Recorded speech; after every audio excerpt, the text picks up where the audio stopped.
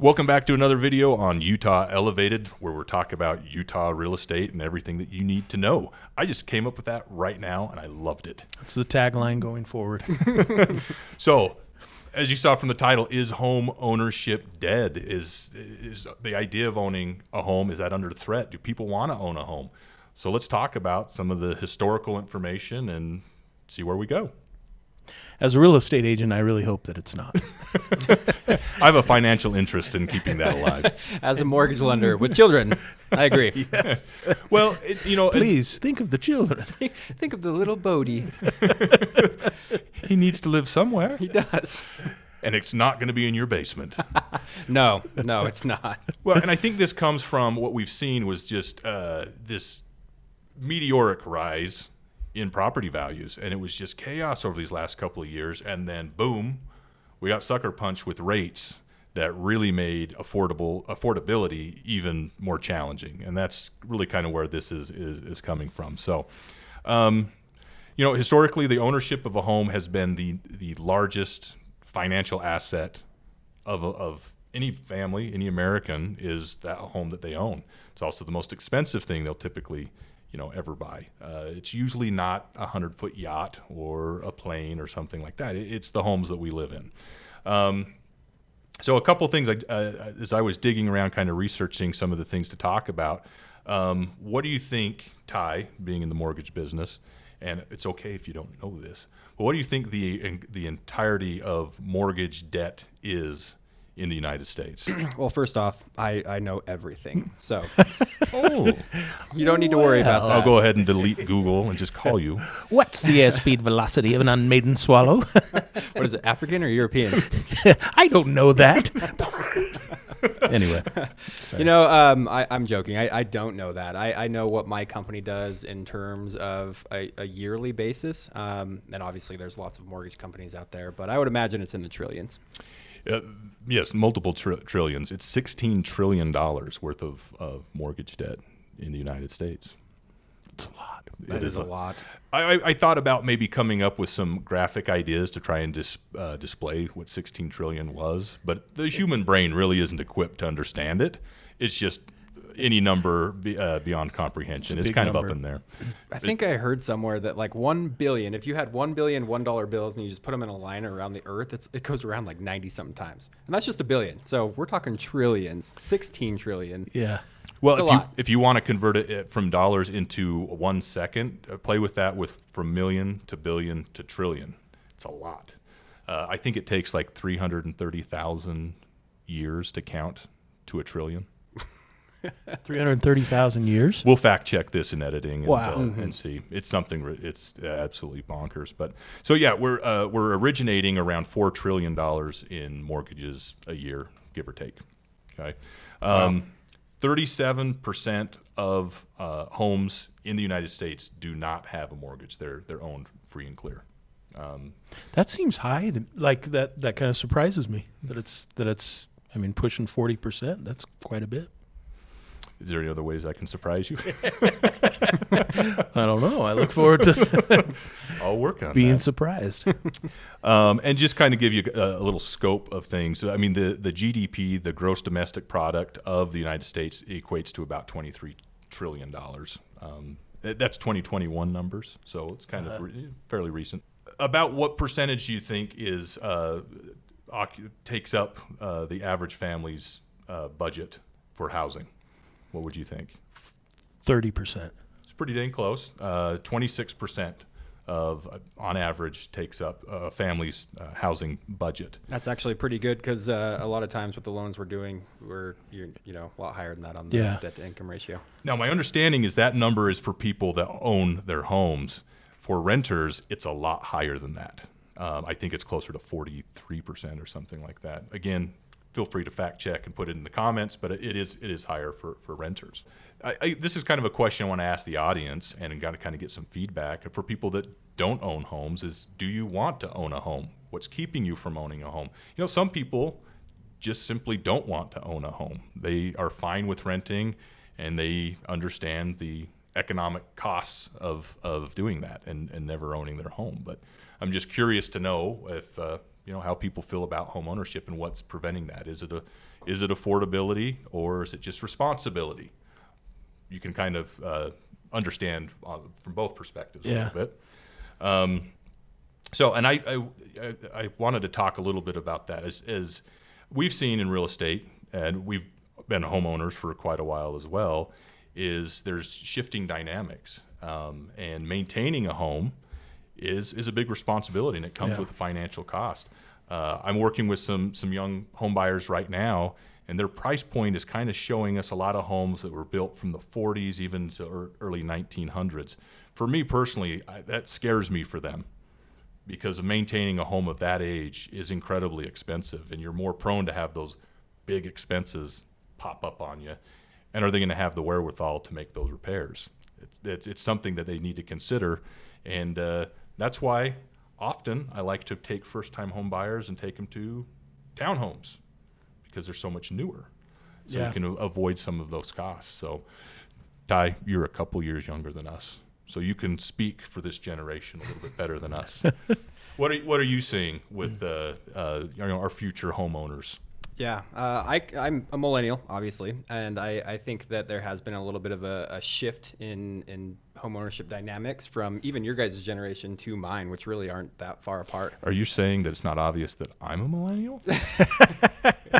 I only know because I asked you. Oh, okay. It's the 50 Shades of Gray that you and I are sporting that makes it clear we're not millennials. Look at Ty's beautiful blonde beard. Sharp young man. I think one of the biggest things impacting, obviously millennials are the biggest. We know this from data. We're the biggest home buying generation as it sits right now, before Gen Z comes up behind us. Something that I've noticed that has switched from your generation to mine is student loan debt. We have more student loan debt than any generation in history before. And we have to count that student loan debt. We didn't used to, but we have to count all of that student loan debt when we're approving people. And so that's affecting affordability because they've got to pay off these student loans. So I think that's a big thing. And two, yeah, I think maintenance, my generation has definitely lived in a time where a lot of us are taking on a more nomadic lifestyle, where remote work is becoming a possibility for a lot of us. And so there's definitely a draw. I mean, the van life thing is huge with people my age, and being able to just work off your computer and go anywhere you want, there's an appeal to that. We're also having less kids than ever before. I don't know about ever before, but I know we're having a lot less kids. And so people don't need all the space either. They don't care about the backyard so much. They don't need 4 bedrooms. A townhome might be perfect for somebody that, isn't planning on having kids and doesn't want to maintain a yard. Yeah. Can I tell a student loan joke? Absolutely. So I don't know if you knew this, but smoking a pack of cigarettes a day takes about 7 years off your student loan. Oh. Not my material. True. But I wanted to share that. Yeah, I think you're exactly right. And we were kind of talking about this a little bit before we hit the record button. But I see, I have 2 kids, which is, even our generation, we're having on average less kids than our parents did. But I don't see my children owning a single family home, mostly because of the maintenance of a single family home. I can see my son absolutely getting into a townhome, and my daughter as well. But it's for that, the affordability, but I think the maintenance will be huge, and just not having to worry about what's going on outside, preserve their weekends, all those endless trips to Lowe's week after week. And, I've kind of joked about this with you in the past too. A lot of my peers love Sugar House. Sugar House is the place to be, and I do not get it. This is just my personal opinion, of course, but you're buying a 1920s, 1900s home for $500,000 or more dollars, and a lot of them still have the original piping. I'm like, you guys are crazy. I would never. That's why I live in Syracuse. Yeah, those older homes always come with the risk of the big ticket stuff, right? It's roof, it's electrical, it's plumbing, it's that sewer line, foundation, windows, asbestos, lead. Who knows what? All sorts of things that you have to take into Plaster account. walls. I do see that with, Sugar House does have a cool vibe, and the proximity to a lot of fun, entertainment, and events.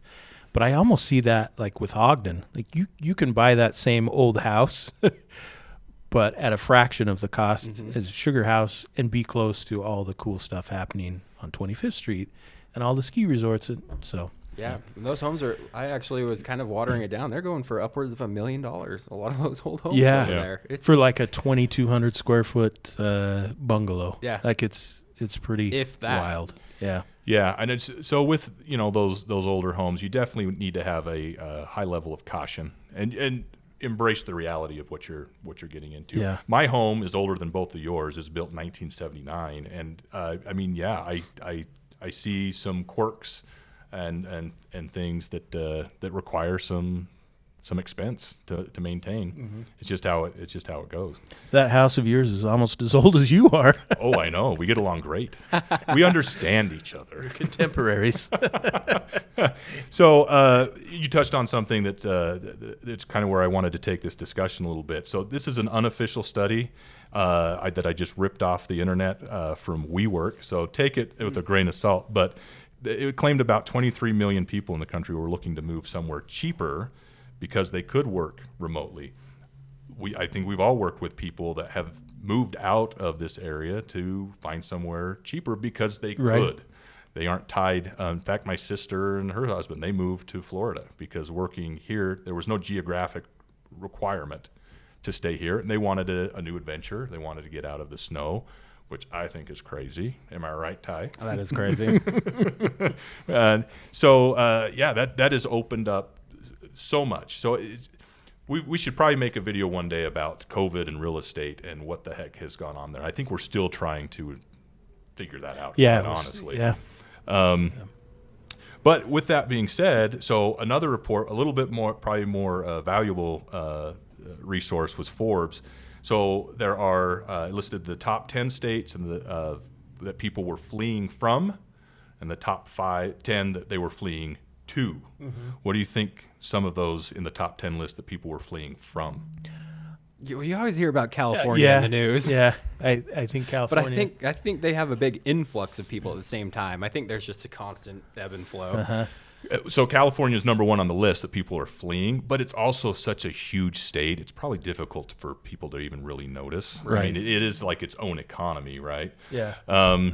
So I think anywhere it's super expensive, like Washington. yep, the Pacific that's on the Northwest. list. So California, New York, Illinois, Pennsylvania, Massachusetts, Washington, Colorado, Michigan, Wisconsin, places like that. And they're replacing it, though, with places that are known for lower taxes and sunshine. Yeah, like Florida and Texas, the yep. Carolinas. The Carolinas, you got it. We know that Idaho's grown a lot.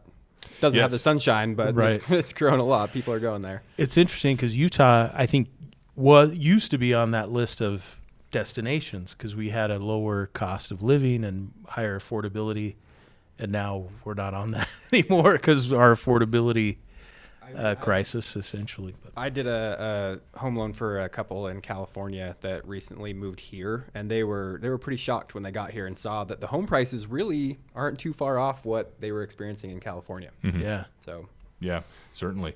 Well, and to talk a little bit about Utah, so Forbes had Utah listed as 10th overall for net migration, but also second for GDP growth. I mean, economically speaking, number one, Utah is a very well-run state. yes, So on these lists of places that were fleeing, one that they're fleeing is Illinois.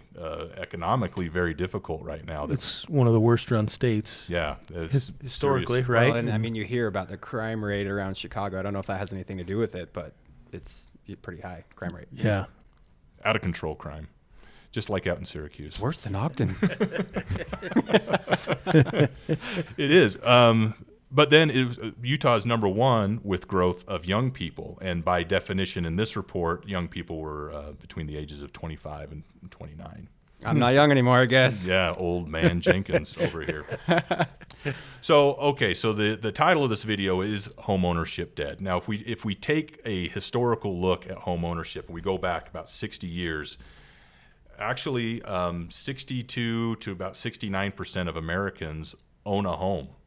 And that has fluctuated over those 60 years. So you can imagine how many fluctuations in the economy, inflation, unemployment, all sorts of things have happened. But it's been pretty static. And right now we're about 65% of Americans own their home, which is pretty good. I was surprised to find out, though, that the highest rate of home ownership is, does anybody know, in the world? Oh, in the world? Yeah. This Canada. surprised me, so I'm going to surprise you again. Yeah, I am looking forward to because I'm not sure. I would have guessed the United States, to be honest No, with you. it's China. How much? 90%. Oh, my gosh. 90%. And then Wow. also surprisingly, Germany was at 42%. Now, for the purpose of this video, I didn't research any more after that, so I have no idea why. Who provided these numbers on China? Was it China. Hop on, straight from the Chinese? 90% of our people own homes. That's actually probably that could be the best answer. I know they do a lot of real estate development over there, and they can do a lot of speculation, which can blow up. Yeah. But yeah, that was kind of an interesting response there. Interesting. So, but I think, but there, things are changing. Yeah, the climate for home ownership is definitely fluctuating. It's going to require some adaptation. I think in the last few months, these rates went from 3 or less to over 7%. It was like having a heart attack for the real estate market. But I think as we're 6 months or so into these surprising rate hikes, we're just accepting that this is the new norm. This is how it's going to go. We had a quadruple bypass. There's some stints in there, but we're ticking again. We're still on the table. They haven't called it. The toe tag is not on. Well, and another thing that I learned from that as well is what is the I think it's in the last 30 or 40. What is the historical average of the 30-year fixed rate mortgage? Over like what period of time? Like We'll say 30 years, maybe 40. I don't know. Come up a long time. We'll just what do go you with think that. it is? 12. 8. 7.76 Ooh, you win this time. is that average. Well, so we're actually right now quite a bit less than the historical average. Now, I know we can get into, well, homes are a lot more expensive and all these Yeah. things, which is true. It absolutely is true. But I think if we look at the historical numbers, home ownership is definitely not dead. It's just been kind of slapped really hard. Yeah. And so we're going through an adjustment period again. Yeah. It reminds me. Do you remember that speech in Field of Dreams that? What's his name? Kevin Costner? Not Kevin Costner.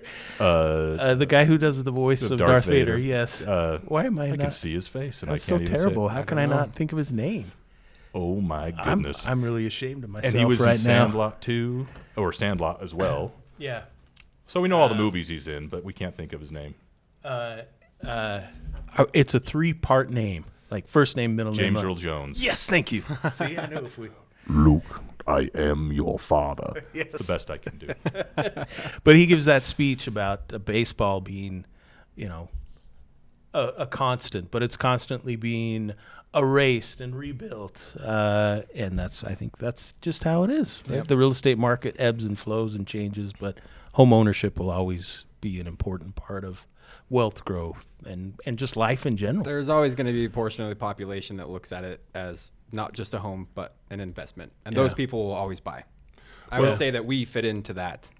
Well, I'm glad you brought that up, though, because whether you own the home or you're renting, you need a place to live, right? And so I think you just have to you've got to make a decision. And even though it's going to maybe take a little bit longer to save up that down payment so you can get into a good quality home, or maybe you consider a relocation where somebody Or- more in favorable economic You place. could call me and talk to me about 0 down payment options as well. Which There is- you go. Yeah. Well, and that's just it. If you don't buy a home, investors are buying homes in large quantities, and they're renting them out because they understand that it is a good investment, and they'll continue to do that. They're doing it by the thousands each and every month. So do your part and buy your own home. Don't let some corporation It- snatch it out of your hands. It was the best financial decision I ever made. It really was. And it's going to be a different experience for everybody. But I was able to take that home and turn it into an even more beautiful home that I love. And I would not have been able to do that had I not purchased that first home. I have to agree with you. I mean, I'm no different. It's where the majority of my net worth is tied up into my personal residence. Absolutely, me too. What about worst decisions? We should get into that one on another video. What's the worst? Rubber socks. I thought they'd take off, We but don't make bad financial decisions. Vending machines? There, I went on record. Anyways, well, I think we've answered that question for everybody. It is very much still alive, yes. although going through some changes. So, again, thanks for watching our video. Like and subscribe. Get a hold of us if you have any questions. Thank you.